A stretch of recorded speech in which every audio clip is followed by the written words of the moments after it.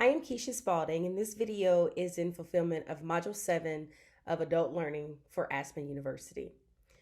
The history of technology is a topic that has been discussed for many years. It is important to know and understand the history of educational technology so that you can more clearly understand the expectations of technology integration. This is going to help you make educated decisions about the use of technology in your own life. Now, from the research, I found that there are three ages of technology integration. That's pre-digital, personal computer, and the internet. Pre-digital refers to film, radio, and television, which we saw predominantly in the years of 1890s to 1970s. Television was introduced in the year of 1950. Now, of course, TVs were not originally designed for education, but the use of televisions in the classroom enhanced learning for all of the students. Teachers found that when they used TVs in the classroom, it connected the classroom with the rest of the world, and it actually ended up revolutionizing education. And then in the early 1980s, that's when computers became popular and they became affordable. So schools started to purchase those computers for their classrooms. The use of computers in the classroom was a way to introduce educational software and content so that teachers were able to individualize learning. The educational software was a way to tailor that education that suited the needs of the individual student.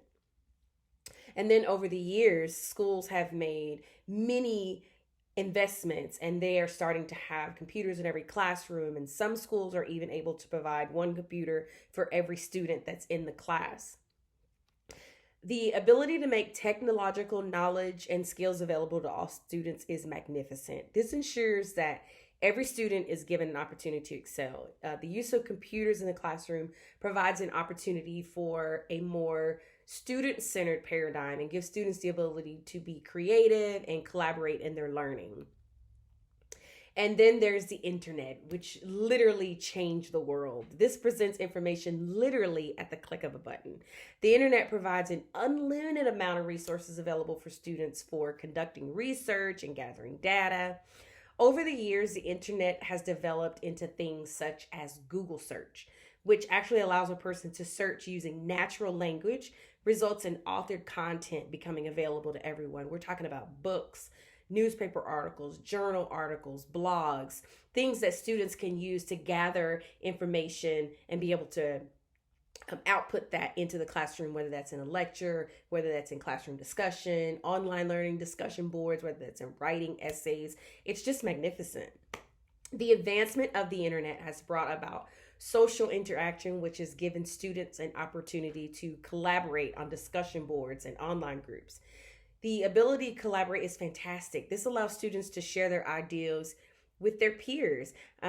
You see so many times in online learning with these discussion boards where students are able to take what they learn from one student and apply that into the other aspects of the class that they're taking.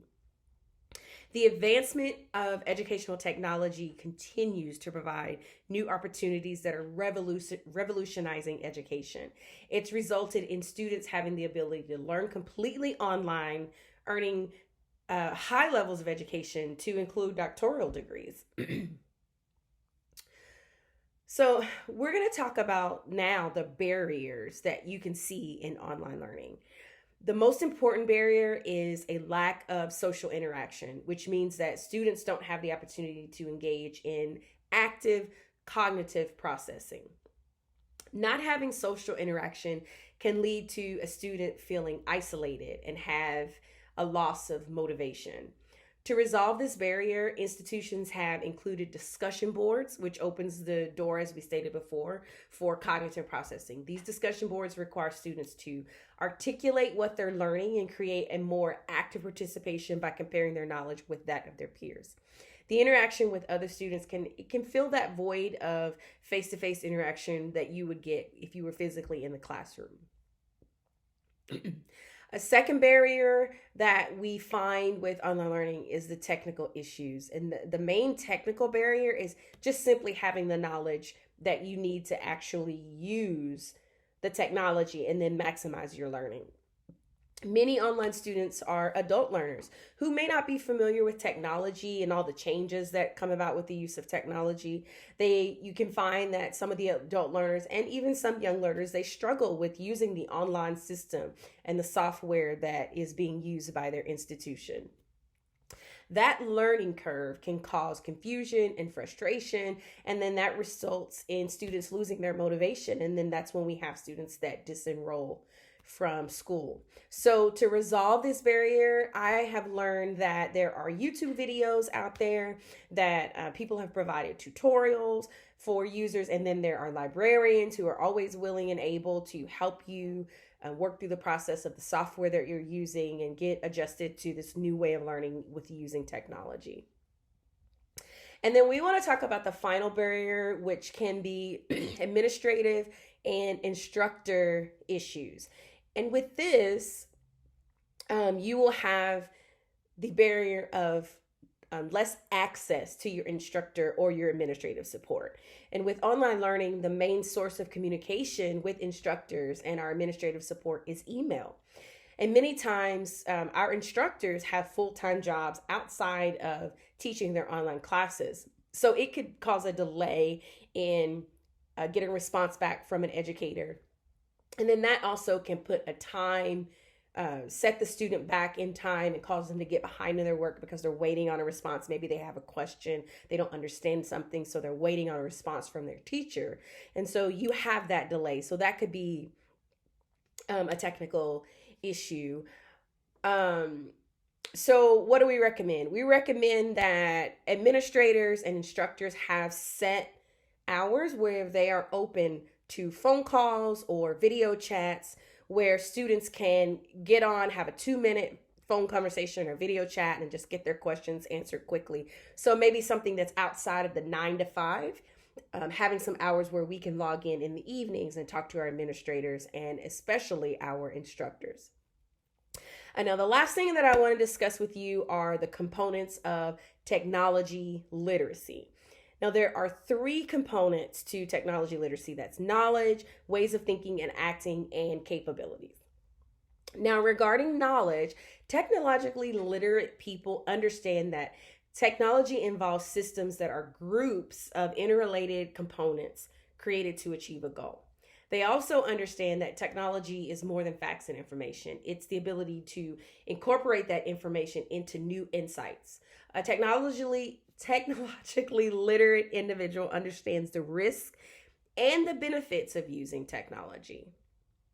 There's a way of thinking and acting when it comes to technology. A technologically literate person is a problem solver. They can look at issues with technology from different points of view, have different perspectives, be able to take those points of view and develop a solution to any time they may have an issue or a problem to solve. These people also appreciate and understand the importance of fundamental technological developments.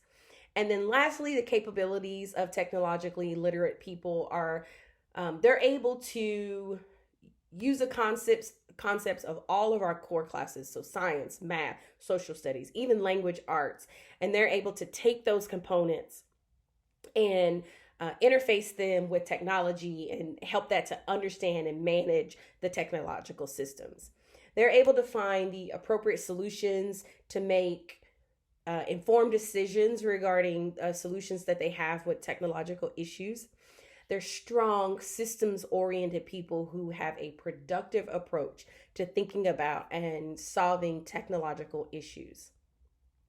This is a largely technological world that is ever-changing. It affects every aspect of our lives, and we have to stay on top of it and continue to broaden our knowledge regarding technology so that we can advance in society. Thank you for your time.